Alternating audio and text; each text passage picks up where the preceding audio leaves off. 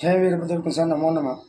మన విజయసాయి రెడ్డి గారు చూస్తున్నాం ఈ మధ్య పార్లమెంట్లో కానీ ట్విట్టర్లో కానీ కులాల గురించి మతాల గురించి చాలా ఎక్కువ మాట్లాడుతున్నాడు. కులాల గురించి మీరే మాట్లాడాలి.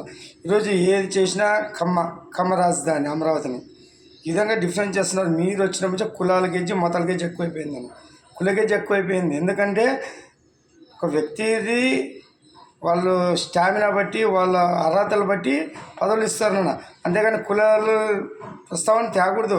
మీరు ఒకటి చేయండి. ఇప్పుడు ఆంధ్రప్రదేశ్లో మీకు ఒక పదవి కట్టిపెట్టినారు 5 ఏళ్ళు ప్రజలు. వాళ్ళు ముఖ్యమంత్రి అయిన తర్వాత మొత్తము ఆంధ్రప్రదేశ్ భవిష్యత్తునంతా సజ్జల రామకృష్ణారెడ్డి గారు గొప్ప చెప్పినారు. అంటే ఏది జరిగినా ఆయనే. అసలు మనకి ఏ మంత్రి ఏ పదవి అని కూడా తెలియదు.